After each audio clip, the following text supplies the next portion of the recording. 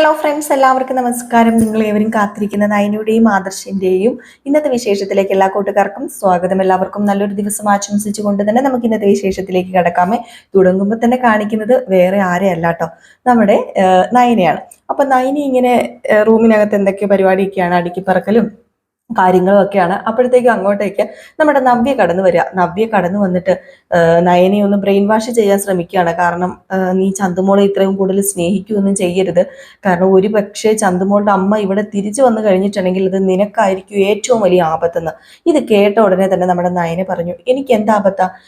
ചന്തുമോളുടെ അമ്മ തിരിച്ചു വരാനാണ് ഞാനും പ്രാർത്ഥിക്കുന്നത്. നീ വെറുതെ ഇങ്ങനെ പറയരുത്. ഒരിക്കലും ചന്തുമോളുടെ അമ്മ തിരിച്ചു വരാൻ നീ പ്രാർത്ഥിക്കുന്നില്ല. അങ്ങനെ ചന്തുമോളുടെ അമ്മ തിരിച്ചു വന്ന് നിന്റെ സ്ഥാനം എവിടുന്ന് നഷ്ടമാകുന്നത്?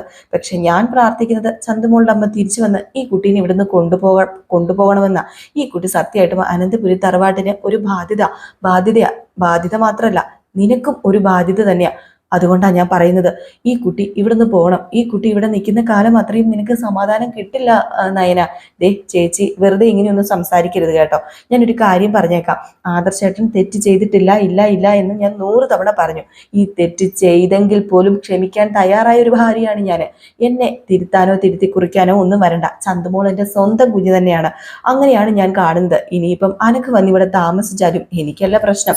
ആ പ്രശ്നം മുഴുവനും ആർക്കാണെന്ന് ഞാൻ പറയുന്നില്ല കൂടുതൽ എന്ന് പറഞ്ഞപ്പോൾ, വെറുതെ അല്ല അഭി പറയുന്നതൊക്കെ കറക്റ്റ് കാര്യങ്ങൾ തന്നെയാ. അഭി പറഞ്ഞായിരുന്നു ആദർശേട്ടനും അതുപോലെ ആദർശേട്ടനും ഇളയച്ചനും വലിയച്ഛനും ഒക്കെ ഉണ്ടല്ലോ, ഇവിടെ ഇപ്പം നിൽക്കുന്നത് വേറൊന്നിനുമല്ല, ഈ സ്വത്തുക്കള് കീഴ്പ്പെടുത്താൻ വേണ്ടി മാത്രമാണ്. അല്ലാതെ നന്മ എന്താ, തിന്മ എന്താ, തെറ്റേതാ, ശരി എന്താ എന്നൊന്നും കണ്ടുപിടിക്കാനേ അവരിപ്പം ശ്രമിക്കുന്നില്ല. അല്ലെങ്കിൽ പിന്നെ ഇളയച്ചനും വലിയച്ഛനും ഒക്കെ അതിന് ശ്രമിക്കേണ്ടതല്ലേ? ഇതിപ്പം ആദർശേട്ടനെ എടുത്ത് ഉയർത്തി പിടിക്കുന്നതല്ലാതെ അവർ വേറെ വല്ലതും ചെയ്യുന്നുണ്ടോ? ഇതെല്ലാം ആദർശേട്ടന്റെ കുതന്ത്രമാണ്. അയാൾക്ക് ആൾക്കാരെ സ്വാധീനിക്കാൻ ഒരു പ്രത്യേക കഴിവുണ്ട്. അതുകൊണ്ടാ നിന്നെയും സ്വാധീനിച്ച് ഇവിടെ എത്തിയിരിക്കുന്നത്. എൻ്റെ അഭി പറഞ്ഞതൊക്കെ കറക്റ്റാ. ഇത് കേട്ടതും, ഓഹോ അഭി അങ്ങനെയൊക്കെ നിന്നോട് പറഞ്ഞോ? അഭി ഉള്ളതല്ലേ പറഞ്ഞത്, അഭി ഇല്ലാത്തതല്ലല്ലോ പറഞ്ഞത്. അഭിയുടെ ഒരു കാലം ഉണ്ടായിരുന്നു, അവന് തെമ്മാടിയായിട്ട് അവൻ നമ്മളൊന്നും പറയുന്നത് കേൾക്കാതെ ജീവിച്ചൊരു കാലം. പക്ഷെ ആ കാലം അല്ല ഇത്. അന്ന് അവന് ഒരുപാട് ഫ്രോഡുകളുടെ കൂടെയും ഒരുപാട് കേസും പെണ്ണ് കേസും ഒക്കെ ഉണ്ടായിരുന്നു. പക്ഷെ ഇപ്പൊ അവൻ നീറ്റ് ആൻഡ് ക്ലീനാ. എന്നെയും എൻ്റെ കുഞ്ഞിനെയും നോക്കി ജീവിക്കുക. അതുകൊണ്ട് അവൻ പറയുന്നത് എനിക്ക് ഇപ്പം ഉൾക്കൊണ്ടേ പറ്റൂ എന്ന് പറഞ്ഞപ്പം, നീ അഭി പറയുന്നത് ഉൾക്കൊണ്ടോ? അല്ല, നീ എന്നല്ല ചേച്ചി, അഭി പറയുന്നത് ഉൾക്കൊണ്ടോ? പക്ഷേ ഉണ്ടല്ലോ, സ്വയം മണ്ണിട്ട് മൂടാൻ നോക്കരുത് കേട്ടോ എന്നും പറഞ്ഞിട്ട് നമ്മുടെ നയനെ അങ്ങ് പോവുകയാണ്. അപ്പോഴത്തേക്കും നവ്യ ഇങ്ങനെ ചിന്തിക്കുക, ഇതെന്താ ഇവൾ ഇങ്ങനെയൊക്കെ പറയുന്നത്? ഇവളോട് എത്ര പറഞ്ഞാലും ഇവളുടെ തലയിൽ കയറത്തില്ലല്ലോ. എൻ്റെ ഈശ്വരന്മാരെ, ഈ കുഞ്ഞിനെ ഒന്ന് കൊണ്ടുപോയാൽ മതിയായിരുന്നു ഇവിടുന്ന് എന്നും പറഞ്ഞിങ്ങനെ നിൽക്കുക. ഈ സമയത്ത് നമ്മുടെ നയന എന്ത് ചെയ്യുന്നു? നയന നേരെ പോയി അബീനെ ഫോൺ വിളിക്കാം. അബീനെ ഫോൺ വിളിച്ചിട്ട്, നീ ഇപ്പൊ എവിടെയാന്ന് ചോദിക്കുമ്പോൾ അബി പറയുന്നുണ്ട്, എടുത്തി അത് പിന്നെ ഞാൻ ഓഫീസിലാ. നീ ഒരു കാര്യം ചെയ്യാം, പെട്ടെന്നേ നീ സ്കൂളിൽ പോയി കൊച്ചിനെ കൂട്ടി ഇങ്ങോട്ട് വാ. ഏത് കൊച്ച്? അതേ ചന്തുമോള്, നിന്റെ കുഞ്ഞിനെ. അയ്യോ, അതെങ്ങനെ ശരിയാകും? ഞാൻ എങ്ങനെ പോയി കൂട്ടിക്കൊണ്ട് വരാനാ? കൂട്ടിക്കൊണ്ട് വരാൻ പറഞ്ഞാൽ കൂട്ടിക്കൊണ്ട് വരാൻ മതി. അങ്ങോട്ടും ഇങ്ങോട്ടും ഒന്നും ചിന്തിക്കേണ്ട കാര്യമില്ല. ഞാൻ പറഞ്ഞത് ചെയ്യാൻ നോക്ക്. ഇപ്പൊ തന്നെ അവളെ പോയി കൂട്ടിക്കൊണ്ട് വന്നേ പറ്റൂ. സ്വന്തം കുഞ്ഞല്ലേ. പിന്നെ അങ്ങനെ കൂട്ടിക്കൊണ്ട് വന്നില്ല എങ്കിൽ ഇവിടെ പറയേണ്ടവരോട് ഞാൻ പറയും. എൻ്റെ അടുത്ത് തന്നെ നിപ്പുണ്ട് പറയേണ്ടവര്. അറിയാലോ, അറിഞ്ഞു കഴിഞ്ഞാൽ ഇവിടെ എന്താ ഉണ്ടാകാൻ പോകുന്നതെന്ന്. നിന്റെ ഭാര്യ നിന്നെ ഞെക്കി കൊല്ലും, അത് നീ ഓർത്തോ. അപ്പോഴത്തേക്കും പെട്ടെന്ന് അഭി പറഞ്ഞു, അയ്യോ ഏടത്തി അങ്ങനെയൊന്നും ചെയ്യരുത്, ഞാൻ പോയി കുഞ്ഞിനെ കൂട്ടിക്കൊണ്ട് വരാം. അന്ധഭയം ഇറുക്കട്ടെ എന്നും പറഞ്ഞിട്ട് നമ്മുടെ നയന ഫോൺ കട്ട് ചെയ്യാണ് കേട്ടോ. ഏതായാലും അഭിനെ കുറച്ച് ബ്ലാക്ക് മെയിൽ ചെയ്യാൻ ഇതുകൊണ്ട് കഴിയുന്നുണ്ട്. അഭിനെ നന്നാക്കാൻ പറ്റിയില്ലെങ്കിലും അഭിനെ ഒന്ന് അടക്കി ഭരിക്കാൻ നമ്മുടെ നയനയ്ക്ക് പറ്റുന്നുണ്ട് കേട്ടോ. ഇതൊക്കെ കഴിഞ്ഞ് പിന്നെ കാണിക്കുന്നത് കിച്ചണിൽ ജോലി ചെയ്യുന്ന നമ്മുടെ ദേവയാനിയും നയനെ. അപ്പം കിച്ചണിൽ എന്തോ നെയ്യപ്പോ എന്തൊക്കെയോ ഉണ്ടാക്കിക്കൊണ്ടിരിക്കുകയാണ് നമ്മുടെ ദേവയാനി. അപ്പൊ അങ്ങോട്ടേക്ക് ജാനകി വരുന്നുണ്ട്, അതുപോലെ നമ്മുടെ അനാമിക വരുന്നുണ്ട്. അപ്പം ജാനകി അനാമികയും വരുന്നത് കണ്ടിട്ട് നയന പറഞ്ഞു, അടുക്കളയിലേക്കൊന്നും വരാറില്ലാത്ത ആൾക്കാരൊക്കെ ആണല്ലോ ഇപ്പൊ കയറി വരുന്നത്. അതെ, അടുക്കള നിനക്ക് എഴുതിയൊന്നും തന്നിട്ടൊന്നും ഇല്ലല്ലോ, അടുക്കളയിൽ എന്താ ഞങ്ങൾക്ക് കയറിക്കൂടെ? അല്ല, ഞാനേ വേറൊന്നും കൊണ്ടല്ല പറഞ്ഞത്, നിങ്ങൾ കഴിക്കാൻ വേണ്ടി മാത്രമാണല്ലോ ഇങ്ങോട്ടേക്ക് കയറുന്നത്, അതുകൊണ്ട് മാത്രം പറഞ്ഞതേ ഉള്ളൂ. അതെ, ഇനി മുതൽ ഞങ്ങൾ അടുക്കളയിൽ തന്നെ കയറും. അടുക്കളയിൽ കയറി ഞങ്ങൾക്കുള്ളത് ഞങ്ങൾ വെച്ചുണ്ടാക്കും. ഇവള് എൻ്റെ മോക്ക് ഇനി നിങ്ങളൊന്നും വെച്ചുണ്ടാക്കുന്നത് വേണ്ടെന്നാ പറയുന്നത്. ഒരു കോഫി ചോദിച്ചപ്പോഴത്തേക്കും അതുപോലും കൊടുക്കാൻ തയ്യാറായില്ല. പിന്നെ എന്തിനാണ് വെച്ച് വിളമ്പി എൻ്റെ മോക്ക് കൊടുക്കുന്നത്? മാത്രമല്ല, നിങ്ങളൊക്കെ ഉണ്ടാക്കുന്നത് വിശ്വസിച്ച് കഴിക്കാൻ പറ്റുമോ? ഒരിക്കലും കഴിക്കാൻ പറ്റത്തില്ല. അപ്പൊ ദേവയാനി പറഞ്ഞു, ആരുണ്ടാക്കുന്നതാ വിശ്വസിച്ച് കഴിക്കാൻ പറ്റത്തില്ലാത്തതെന്ന് എനിക്ക് നന്നായിട്ട് അറിയാം. അതിനെക്കുറിച്ച് കൂടുതലൊന്നും പറയണ്ട. പിന്നെ നിങ്ങളെടുത്ത തീരുമാനം നല്ലതാ. അടുക്കള കയറി സ്വന്തമായിട്ട് പാചകം ചെയ്യുക. അവക്കാണെങ്കിൽ ഒരു കോപ്പും അറിയത്തുമില്ല. അവളും എന്തെങ്കിലുമൊക്കെ പഠിക്കട്ടെ അനാമിക. അതുകൊണ്ട് തന്നെ ഇന്ന് മുതൽ ഞാൻ ഒരു കാര്യം തീരുമാനിച്ചു. ഞാൻ ഉണ്ടാക്കുന്ന ഭക്ഷണം എൻ്റെ മരുമകൾക്കും മരുമകനും എൻ്റെ മരുമകൾക്കും മകനും അച്ഛനും അമ്മയ്ക്കും ഒക്കെ ഉള്ളതാ. പിന്നെ ആ ചേട്ടനും വേണമെങ്കിൽ കൊടുക്കാം. അല്ലാതെ ഇനി നിങ്ങൾക്ക് തരുന്നില്ല. നിങ്ങൾക്കുള്ളത് വെച്ചുണ്ടാക്കിക്കോ. അപ്പൊ ഇവിടെ പ്രശ്നം തീർന്നില്ലേ എന്ന് പറഞ്ഞപ്പോഴത്തേക്കും അനാമിക പറഞ്ഞു, ഓ വല്യമ്മയുടെ സന്തോഷം കണ്ടില്ലേ, നമ്മൾ ഇത് പറയാൻ വേണ്ടി നോക്കിയിരിക്കുകയായിരുന്നു വല്യമ്മ. അപ്പോഴത്തേക്കും വീണ്ടും നമ്മുടെ ദേവയാനി പറഞ്ഞു, അതെ ഇത് പറയാൻ വേണ്ടി നോക്കിയിരിക്കുകയായിരുന്നു. പിന്നെ അടുക്കളയിൽ കയറുന്നതും പാചകം ചെയ്യുന്നതും വലിയ നാണക്കേടായിട്ട് കാണുമൊന്നും വേണ്ട. ഏതൊരു വീട്ടിലും സ്ത്രീകൾ അടുക്കളയിൽ കയറും, പാചകം ചെയ്യും. അതൊരു കുടുംബത്തിന്റെ ഐശ്വര്യമാണ്. അതൊന്നും പറഞ്ഞിട്ടുണ്ടെങ്കിലേ നിനക്ക് മനസ്സിലാവില്ല. അതെന്താ എനിക്ക് മനസ്സിലാവാത്തത്? ഞാനും ഒരു കുടുംബത്തിൽ ജീവിച്ചത് തന്നെയാ. നിന്റെ അച്ഛനും അമ്മയും നിന്നെ വഷളാക്കി കളഞ്ഞില്ലേ? എന്റെ അച്ഛനും അമ്മേനെ കുറിച്ച് പറയാനുള്ള എന്താ അവകാശ വല്യമ്മയ്ക്കുള്ളത്? വല്യമ്മ എന്റെ അച്ഛനെ കുറിച്ചൊന്നും പറയണ്ട. വേണമെങ്കിൽ ഇവളുടെ അച്ഛനെയും അമ്മേനെയും കുറിച്ച് പറഞ്ഞോ. അതെ, കനകേനെയും ഗോവിന്ദനെയും കുറിച്ച് പറയാനൊന്നും ഇല്ലാത്തത് കൊണ്ടാ കനകേനെയും ഗോവിന്ദനെയും കുറിച്ച് ഒന്നും പറയാത്തത്. പിന്നെ കള്ളത്തരങ്ങൾ പറഞ്ഞ് ഇവളെ മുഖം മൂടി വിവാഹത്തിന് കയറ്റിവിട്ട കാര്യങ്ങളൊക്കെ ഞാൻ അറിഞ്ഞിരുന്നു. അതൊക്കെ നല്ല കാര്യമല്ലേ? അതൊക്കെ നല്ല കാര്യം തന്നെയാ. അങ്ങനെ ചെയ്തതുകൊണ്ട് എനിക്ക് നല്ലൊരു മരുമകളെ കിട്ടി. അപ്പോഴത്തേക്കും ജാനകിയും പറഞ്ഞു, എനിക്ക് നല്ലൊരു മരുമകളെ കിട്ടി. എനിക്ക് ഈ വീട്ടിലെ ഏറ്റവും നല്ല മരുമകൾ എൻ്റെ മരുമകളായിട്ട് തന്നെയാണ് തോന്നുന്നത്. എന്നും ഞാൻ ഇവളുടെ കൂടെ കാണും. ഇവൾ എന്തെങ്കിലും ഈ വീട്ടിൽ നിന്ന് പടിയിറങ്ങിയാൽ ഞാനും ഇറങ്ങും. അല്ല, ഈ പറയുന്നത് തിരുത്തി പറയേണ്ട ഒരു ദിവസം വരുമോ ജാനകി എന്ന് ദേവയാനി ചോദിക്കുമ്പം, ഇല്ല, ഒരിക്കലും ഇത് ഞാൻ തിരുത്തി പറയില്ല. ഈ സമയമാണ് അങ്ങോട്ടേക്ക് നമ്മുടെ വസുന്ധര വരുന്നത് കേട്ടോ.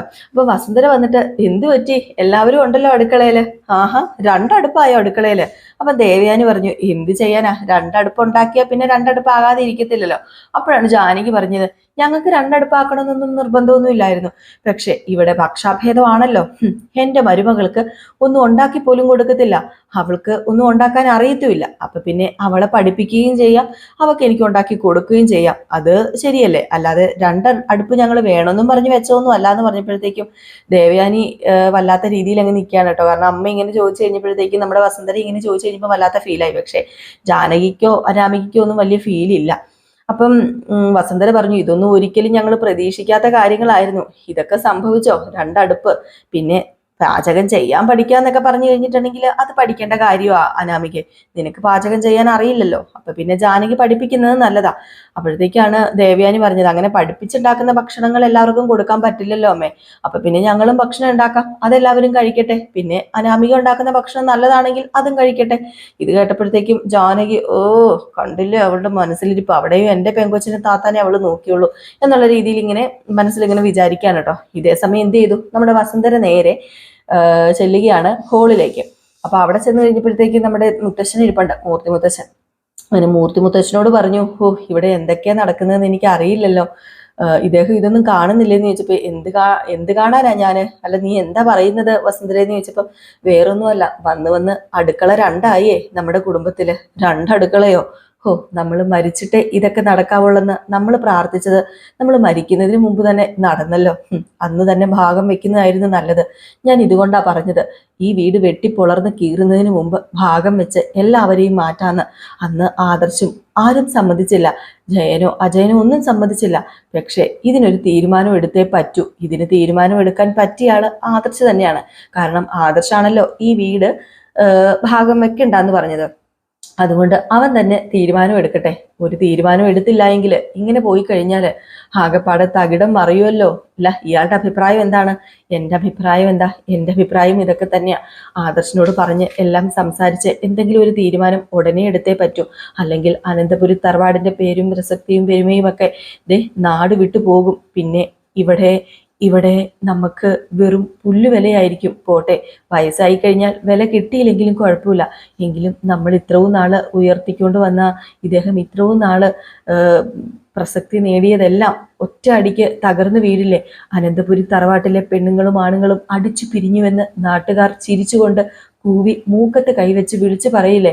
അതുകൊണ്ട് തന്നെ ഇതിനൊരു സൊല്യൂഷൻ ഉടനെ കണ്ടെത്തിയേ പറ്റൂ. അല്ലെങ്കിൽ ശരിയാവില്ല എന്നൊക്കെ തന്നെയാണ് പറയുന്നത്. ഏതായാലും വല്ലാത്ത സങ്കടത്തിലാണ് മൂർത്തി മുത്തച്ഛൻ ഉള്ളത് കേട്ടോ. ഏതായാലും ഈ സീനൊക്കെ കഴിഞ്ഞ് പിന്നെ കാണിക്കുന്ന സീൻ എന്ന് പറഞ്ഞാൽ എല്ലാവരും ഭക്ഷണമൊക്കെ ഉണ്ടാക്കി കഴിഞ്ഞു. അങ്ങനെ ഡൈനിങ് ടേബിള് ഭക്ഷണമൊക്കെ വിളമ്പാണ് കേട്ടോ. അപ്പോഴേക്കും അവിടെ രണ്ട് അടുക്കള ഉള്ളത് കൊണ്ട് തന്നെ ഭക്ഷണങ്ങൾ കൂടുതലാണ്. നേരത്തെ ഒരടുക്കളയല്ലേ ഉണ്ടായിരുന്നുള്ളൂ. അങ്ങനെ നമ്മുടെ മുത്തശ്ശനോ ഏത് ഭക്ഷണം കഴിക്കണം എന്നറിയില്ല. അങ്ങനെ മുത്തശ്ശൻ ഡൗട്ട് അടിച്ച് നിൽക്കുകയാണ്. ഇതിപ്പം രണ്ടു മരുമക്കളും മക്കളും ഒക്കെ ഉണ്ടാക്കിയ ഭക്ഷണങ്ങളൊക്കെ തന്നെ ഇതിൽ ഏത് കഴിക്കണം എന്ന് എനിക്ക് അറിയില്ലല്ലോ എന്ന് പറഞ്ഞപ്പോഴത്തേക്കും പെട്ടെന്ന് ജാനകി പറഞ്ഞു, എൻ്റെ മരുമകൾ ഉണ്ടാക്കിയ ഭക്ഷണം കഴിക്കുക, അത് നല്ല ഭക്ഷണമാണ്, അവളെ നന്നായിട്ട് കുക്ക് ചെയ്തിട്ടുണ്ട്, അവൾ ആദ്യമായിട്ടാ കുക്ക് ചെയ്തെങ്കിലും നല്ലതാ, ഇതിനെയൊക്കെയല്ലേ നമ്മൾ പ്രോത്സാഹിപ്പിക്കേണ്ടത്. അപ്പൊ മുത്തശ്ശിയും പറഞ്ഞു, അത് ശരിയാ, ഇദ്ദേഹം ഒരു കാര്യം ചെയ്യുക, അനാമികയുടെ ഭക്ഷണം എടുത്ത് കഴിക്കുക, എല്ലാവർക്കും കൊടുക്കുക, എല്ലാവരും കഴിക്കട്ടെ. അതുപോലെ നയന ഉണ്ടാക്കിയതും അനാമിക ഉണ്ടാക്കിയതും ജാനകി ഉണ്ടാക്കിയതും പിന്നെ ദേവയാനി ഉണ്ടാക്കിയതും എല്ലാം എല്ലാവർക്കും കൊടുക്കണം എന്ന് പറഞ്ഞ് ഇങ്ങനെ വിളമ്പാണ്. ഏതായാലും അനാമികയുടെ ഭക്ഷണം കൂട്ടിക്കഴിഞ്ഞപ്പോഴത്തേക്കും ജാനകി ചോദിച്ചു, എങ്ങനെയുണ്ട് മോളുണ്ടാക്കിയ ഭക്ഷണം? ആ, കുഴപ്പമില്ല, തിരക്കേടില്ല, നല്ല ഭക്ഷണമാണല്ലോ, നന്നായിട്ട് ഉണ്ടാക്കിയിട്ടുണ്ടല്ലോ, ഇതുപോലെ തന്നെ ഉണ്ടാക്കുവാണെങ്കിലേ പാചകറാണി ആകുമല്ലോ ഇനിയിപ്പം അനാമിക എന്ന് പറഞ്ഞു കേട്ടോ.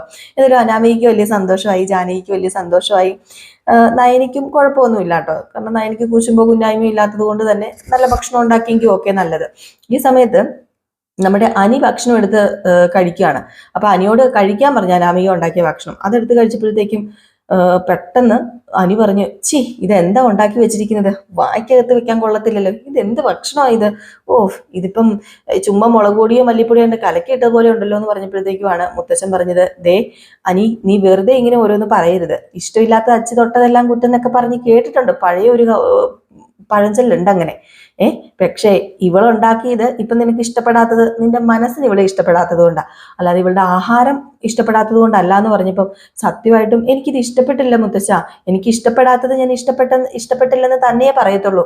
ഇത് കേട്ടതും അനാമിക, അല്ലെങ്കിലും അങ്ങനെ തന്നെയാ, ഇയാൾ ഇങ്ങനെ പറയത്തുള്ളെന്ന് എനിക്കറിയാം, ഞാൻ ഇനി പൊന്നുകൊണ്ട് പുളിശ്ശേരി ഉണ്ടാക്കി കൊടുത്തെന്ന് പറഞ്ഞാലും ഞാൻ ഉണ്ടാക്കുന്നതല്ലല്ലോ ഇയാൾക്ക് ഇഷ്ടം, വേറെ ഉള്ളവരുടെ ചേടത്തിയും ചേച്ചിയും ഒക്കെ ഉണ്ടാക്കുന്നതാണല്ലോ ഇയാൾക്ക് ഇഷ്ടം, അല്ലാതെ എന്നെ ഇഷ്ടപ്പെടത്തില്ല, അതുകൊണ്ട് എൻ്റെ കാര്യം ഇനിയും ഇഷ്ടപ്പെടത്തില്ല, മനസമാധാനമായിട്ട് കഴിക്കാനും സമ്മതിക്കത്തില്ല എന്ന് പറഞ്ഞുകൊണ്ട് അവിടുന്ന് ഇറങ്ങിപ്പോയിട്ടോ. ഇറങ്ങിയല്ല, അവിടുന്ന് ഡൈനിങ് ടേബിളിൽ നിന്ന് എണീറ്റ് പോവാണ്. അപ്പം ജാനകി പറഞ്ഞു, എന്തുവാടാ ആ പെങ്കൊച്ചൊന്നും കഴിച്ചു കൂടിയില്ല, പാവം, അതിന് വിശക്കില്ലേ? ഓ പിന്നെ എന്തു മുതലാ അമ്മയ്ക്ക് അനാമിക പാവമായത്? പാവമാണെങ്കിലേ ചെന്നങ്ങോട്ട് വിളിച്ചുകൊണ്ട് വന്ന് ഇവിടെ ഇരുത്തി വാരി അങ്ങോട്ട് കൊടുക്കുക, ഞാൻ പറയാനുള്ളത് ആരുടെ മുമ്പിൽ വെച്ചും പറയും, അതിപ്പം മുത്തച്ഛൻ്റെ ആണെങ്കിലും മുത്തശ്ശിയുടെ ആണെങ്കിലും ഞങ്ങൾ രണ്ടുപേരും രണ്ടായിട്ട് തന്നെയാണ് ഈ വീട്ടിൽ കഴിയുന്നത്, രണ്ടുപേരും ഒരു റൂമിലാണെങ്കിലും രണ്ടു മനസ്സായിട്ട് തന്നെ. അപ്പം ദേവയാനി അനിയെ നോക്കിയിട്ട് മിണ്ടരുത് എന്ന് പറഞ്ഞപ്പോഴത്തേക്കും നമ്മുടെ അനി പറയുന്നു, എന്തിനാ വല്യമ്മ ഇങ്ങനെയൊക്കെ എന്നോട് പറയുന്നത്, എനിക്ക് സംസാരിക്കാനുള്ളത് ഞാൻ സംസാരിക്കുക തന്നെ ചെയ്യും, എന്തിനാ മറച്ചു വെക്കുന്നത്, മുത്തച്ഛനും മുത്തശ്ശി അറിയാനുള്ളത് മുത്തച്ഛനും അറിയട്ടെ, അല്ലാതെ എത്ര നാളെന്ന് പറഞ്ഞോണ്ടാ ഞാനിതെന്റെ മനസ്സിൽ കൊണ്ട് നടക്കുന്നത്, അതുകൊണ്ട് അറിയേണ്ടതൊക്കെ അറിയട്ടെ. അപ്പൊ വസന്തര് പറഞ്ഞു, അല്ല ദേവയാനി, നീ ആരുടെ സൈഡാ? എനിക്കറിയാൻ മേലാഞ്ഞിട്ട് ചോദിക്കുക, അത് പിന്നെ ഞാൻ ആരുടെയും സൈഡൊന്നും അല്ല, സത്യങ്ങളൊക്കെ നമ്മൾ കാണുമ്പോൾ അറിയാതെ സത്യങ്ങൾ വിളിച്ചു പറയും, പിന്നെ അത് ചിലർക്കൊന്നും ചില നേരത്തെ ഇഷ്ടപ്പെട്ടെന്നും വരില്ല. അപ്പൊ നമ്മുടെ മുത്തശ്ശൻ പറഞ്ഞു, ഈ വീട്ടിലെ എൻ്റെ മൂത്ത മരുമകളും കൊച്ചുമോനും എന്താ ഒന്നും മിണ്ടാത്തത്? ഞങ്ങള് എന്ത് പറയാനാ, തുടക്കത്തിൽ ഞങ്ങള് ഇവരെക്കാളും വഴക്കായിരുന്നു, പക്ഷെ പതിയെ ആയപ്പോഴത്തേക്കും ഞങ്ങളുടെ വഴക്കൊക്കെ അങ്ങ് മാറി, ഒരുപാട് നാള് നീണ്ടു പോയില്ല. അപ്പം ഇവരുടെ മനസ്സിൽ നന്മയില്ലേ, അതുകൊണ്ടാണല്ലോ ഇവരുടെ വഴക്ക് തീരാത്തതെന്നാണോ നിങ്ങൾ ഈ പറയുന്നത്? ദേ, അനാമിക ഈ വീടിനെ പറ്റിയ മരുമകളാണോ എന്ന് എനിക്കും അനാമികയ്ക്കും ഒക്കെ സംശയമുണ്ട്. ഏതായാലും കല്യാണം കഴിഞ്ഞില്ലേ, ഇനി ഇതിനെക്കുറിച്ച് ആലോചിച്ചിട്ട് എന്താ കാര്യം? അതുകൊണ്ട് വേണ്ട, ഇനി ഇതിനെക്കുറിച്ച് ആരും ആലോചിക്കേണ്ട. പിന്നെ കണ്ണികൾ അകന്നു പോകുകയാണെങ്കിൽ അത് വിളക്കി ചേർക്കാനൊക്കെ പറ്റൂലോ, അതിനാ ഞങ്ങൾ ശ്രമിക്കുന്നത്, അതിന് മാത്രം ഇനി എന്നെ കൊണ്ട് ശ്രമിക്കാൻ പറ്റത്തുള്ളൂ എന്ന് പറഞ്ഞ് മുത്തശ്ശൻ അങ്ങ് എണീറ്റു. അപ്പൊ മുത്തശ്ശന് അനാമികനെയും നമ്മുടെ അനിയെ കൂട്ടി യോജിപ്പിക്കാൻ തന്നെയാണ് ആഗ്രഹം. അവര് ഇപ്പൊ പിരിഞ്ഞിരിക്കുകയാണെങ്കിൽ അവരെ ഒന്നിപ്പിക്കുക എങ്ങനെയെങ്കിലും, ആ ഒരു ഇതായിട്ടാണ് നമ്മുടെ മുത്തശ്ശൻ മുന്നോട്ടേക്ക് പോകുന്നത്. അനിക്ക് ഇതുകൂടെ കേട്ട് കഴിഞ്ഞപ്പോഴത്തേക്കും സമാധാനം നഷ്ടപ്പെടുകയാണ്. അനിയും അവിടെ നിന്ന് എണീറ്റ് പോകാനുണ്ടോ. ഇതേ സമയം പിന്നെ കാണിക്കുന്നത് നമ്മുടെ ചന്തുമോളെയും കൂട്ടിക്കൊണ്ട് വരുന്ന അഭിനയാണ് കേട്ടോ. ചന്തുമോളെ രൂക്ഷമായിട്ട് ഇങ്ങനെ നോക്കുക, എന്നിട്ട് ഓരോരോ തലവേദന എടുത്ത് പെടലിക്ക് വെച്ച് ഞാൻ. അപ്പൊ പെട്ടെന്ന് നമ്മുടെ ചന്തുമോള് ചോദിച്ചു, അമ്മ എന്താ വരാത്തത്? നിന്റെ അമ്മ വലിയ ഡിസൈനർ അല്ലേ, അതുകൊണ്ട് എന്തെങ്കിലുമൊക്കെ വരച്ച് മറിക്കുമായിരിക്കും, അതാ വരാത്തത്. അപ്പൊ കുട്ടിയുടെ മുഖത്തിന്റെ ഷേപ്പ് അങ്ങ് മാറിട്ടോ. നമ്മുടെ അഭി ദേഷ്യത്തിൽ ഇങ്ങനെ പറഞ്ഞത്. അപ്പോഴത്തേക്ക് നമ്മുടെ അഭി ചോദിച്ചു, അല്ലെ നിനക്ക് എന്താ ഇതൊക്കെ അറിഞ്ഞിട്ട് ഇനി എന്തെങ്കിലും നിനക്ക് അറിയാനുണ്ടോ? അതെ, എന്നോട് എന്തിനാ ദേഷ്യപ്പെടുന്നത്? ഞാനൊന്നും ചെയ്തില്ലല്ലോ. നിന്നെ എനിക്ക് ഇഷ്ടമില്ലാത്തതുകൊണ്ടാ ഞാൻ നിന്നോട് ദേഷ്യപ്പെടുന്നത്. ഇഷ്ടമില്ലാത്തവരോട് ഞാൻ ദേഷ്യപ്പെടും. ഇനിയിപ്പം ജ്വല്ലറിയുടെ ജോലി എടുത്ത് കഴിഞ്ഞിട്ട് ഇവളെ വല്ലതും എടുക്കാൻ നോക്കാൻ വേണ്ടി നിയമിച്ചു കഴിഞ്ഞാൽ തീർന്നു. ഓ ഇനി എന്താ ഞാൻ ചെയ്യാൻ എൻ്റെ ഈശ്വര എന്ന് പറഞ്ഞുകൊണ്ട് അഭി ഇങ്ങനെ മനസ്സിൽ എന്തൊക്കെ വിചാരിച്ച് കുട്ടീനെയും പ്രാഗി നയനെയും പ്രാഗിക്കൊണ്ട് ഇങ്ങനെ ഇരിക്കുകയാണ്. ഈ ഒരു സമയത്താണ് വീണ്ടും കുട്ടി ചോദിക്കുന്നത്, അമ്മ ചോക്ലേറ്റ് മേടിച്ചോ, അറിയാമോ? നിനക്ക് ചോക്ലേറ്റ് മേടിച്ചോന്നോ മിഠായി മേടിച്ചോന്നോ ഒന്നും എനിക്കറിയത്തില്ല. അത് പിന്നെ എനിക്ക് ചോക്ലേറ്റ് വേണ്ട, കുഴപ്പമില്ല, ഞാൻ വെറുതെ ചോദിച്ചതാ. ആ എന്നാ പിന്നെ അതാ നല്ലത്, നീ ഒന്ന് മിണ്ടാതിരിക്കുക കൊച്ചേ. ഓ ഒരുത്തി ഉണ്ടാക്കി വെച്ച വിനയാ ഇതൊക്കെ. അവള് ഗൾഫിൽ കിടന്ന് മരിച്ചെങ്കിൽ ഇതൊന്നും സഹിക്കേണ്ട കാര്യമില്ലായിരുന്നു. അവള് ഗൾഫിൽ നിന്ന് ഉടലോട് ഇങ്ങോട്ട് വന്നില്ലേ, ഓ എന്ത് ചെയ്യാനാ എന്നൊക്കെ പറയാണ് കേട്ടോ. ഇതൊക്കെ കേട്ടുകൊണ്ട് നമ്മുടെ ചന്തുമോൾ ഇരിക്കുകയാണ്. ചന്തുമോൾക്ക് ഇച്ചിരിയൊക്കെ മനസ്സിലാവുമായിരിക്കും. ഏതായാലും 5-6 വയസ്സായ കൊച്ചല്ലേ, എന്തെങ്കിലുമൊക്കെ പിടികിട്ടും. നമ്മുടെ അബിക്ക് ഇഷ്ടമില്ലാത്ത രീതിയിലാണ് സംസാരിക്കുന്നത്, അബിക്ക് ഇഷ്ടമില്ല ആ കുട്ടീനെ എന്ന് ആ കുട്ടിക്ക് മനസ്സിലാവുമല്ലോ. ഈ ഒരു സമയത്താണ് അബി ആ കുട്ടീനെയും കൂട്ടി അനന്തപുരി തറവാട്ടിലേക്ക് കടന്നു വരുന്നത്. നമ്മുടെ നവ്യ അത് കാണുന്നതും. പിന്നെ പറയാനുണ്ടോ, അബി എന്തിനാ കുട്ടീനെ കൂട്ടിക്കൊണ്ട് വന്നു, അതിന്റെ കാര്യമുണ്ടോ എന്നും പറഞ്ഞ് നമ്മുടെ അബിയുടെ അടുത്തേക്ക് ചെന്നില്ലേ. ഈ സമയത്ത് നയനയും ആദർശം ഹോളിൽ ഇരിക്കായിരുന്നു കേട്ടോ. അപ്പോഴത്തേക്കാണ് അഭി കയറി വന്നതും നമ്മുടെ നവ്യ ഇങ്ങനെ ചോദ്യം ചെയ്യുന്നതും. അപ്പം ജലജയും വന്നു. ജലജയോട് പറഞ്ഞു, കണ്ടില്ലേ അമ്മയുടെ മോൻ കാണിച്ചത്, ഈ പിഴച്ച പെങ്കൊച്ചിനെ വിളിച്ചോണ്ട് ഇങ്ങോട്ട് വന്നിരിക്കുന്നു. പെട്ടെന്ന് തന്നെ നയന എണീറ്റിട്ട്, മിണ്ടിപ്പോകരുത് ചേച്ചി, അതെ ഇവളെ ഇവൻ കൂട്ടിക്കൊണ്ട് വന്നിട്ടുണ്ടെങ്കിൽ ഇവന് കുറച്ച് മനുഷ്യത്വം ഉണ്ടെന്നങ്ങ് വിചാരിച്ചാൽ പോരെ. ഓ പിന്നെ ആ മനുഷ്യത്വം ഒന്നും എൻ്റെ ഭർത്താവിന് വേണ്ട. നിങ്ങൾ എന്തിനാ അബി ഇപ്പൊ ഇങ്ങോട്ടേക്ക് ഈ പെങ്കൊച്ചിനെയും കൂട്ടിക്കൊണ്ട് വന്നത്? ഇവളെ വിളിച്ചോണ്ട് പോകാന് ഇവർ രണ്ടുപേരും ഉണ്ടല്ലോ വിളിച്ചോണ്ട് വരാന്, പിന്നെ എന്തിനാ ഇവളെ കൂട്ടിക്കൊണ്ട് വന്നത് എന്ന് ചോദിച്ചപ്പോഴത്തേക്കും ആദർശ് പറഞ്ഞു, അത് എന്തിനെങ്കിലും ആയിക്കോട്ടെ. ാണ് ജലജ പറഞ്ഞത്. ഭീഷണിപ്പെടുത്തി കാണുമായിരിക്കും, ഭീഷണിപ്പെടുത്തിയിട്ട് ഇവനോട് വിളിച്ചു പറഞ്ഞു കാണും, കൂട്ടിക്കൊണ്ട് വന്നില്ലെങ്കിൽ എൻ്റെ മോൻ്റെ ജോലി തെറിപ്പിക്കുന്ന. അതെ അത് തന്നെയാണ് സംഭവം. ഏതായാലും അപ്പച്ചിക്ക് കാര്യം പിടികിട്ടിയല്ലോ. അഭി ഇങ്ങ് വന്നേ, നമുക്ക് റൂം വരെ ഒന്ന് പോകാം എന്ന് പറഞ്ഞുകൊണ്ട് അഭീനെ കൂട്ടിക്കൊണ്ട് റൂമിലേക്ക് പോകാണ് കേട്ടോ നമ്മുടെ നവ്യ. അവിടെ ചെന്നിട്ട് നമ്മുടെ അഭീനെ വറുത്ത് പോരാലോ. ഈ സമയത്താണെങ്കിൽ ആദർശ് പറയാണ്, പിന്നെ അപ്പച്ചോട് എനിക്കൊരു കാര്യം പറയാനുണ്ട്.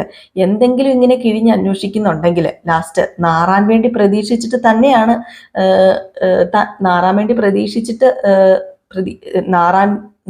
നാറുമെന്ന് പ്രതീക്ഷിച്ച് മാത്രമേ അതൊക്കെ കിള്ളി ചെകഞ്ഞ് നോക്കാൻ പാടുള്ളൂ. അതൊക്കെ ലാസ്റ്റ് നാറിക്കഴിഞ്ഞാലേ അത് ചിലപ്പോൾ ഞങ്ങൾക്ക് വളമാകും, നിങ്ങൾക്കത് ദോഷവുമാകും. അങ്ങനെയൊന്ന് ചിന്തിച്ച് നോക്ക്, നല്ലതായിരിക്കും. പിന്നെ മോനെ പൂർണ്ണമായിട്ടും സപ്പോർട്ട് ചെയ്യുന്നുണ്ടെങ്കിൽ സപ്പോർട്ട് ചെയ്തോ, ഒരു പ്രശ്നവുമില്ല. സത്യങ്ങൾ ഒരു ദിവസം വെളിയിൽ വന്നാൽ അവിടെ നാറുന്നത് നിങ്ങൾ തന്നെയാണ് എന്നൊക്കെ പറഞ്ഞു. ഇത് കേട്ടതും ജലജ ഇങ്ങനെ ദേഷ്യം വന്ന് നോക്കിക്കൊണ്ടിരിക്കുന്ന ആ ഒരു സീൻ കാണിച്ചിട്ടാണ് ഇന്നത്തെ വിശേഷം അവസാനിക്കുന്നത്. അപ്പോൾ എല്ലാവരും കാത്തിരിക്കുക അടുത്ത വിശേഷത്തായിട്ട് വരാം. അതിന് മുമ്പായിട്ട് ഒരു ലൈക്ക് അടിച്ചിട്ട് പോകാൻ മറക്കരുത്. Tata bye bye.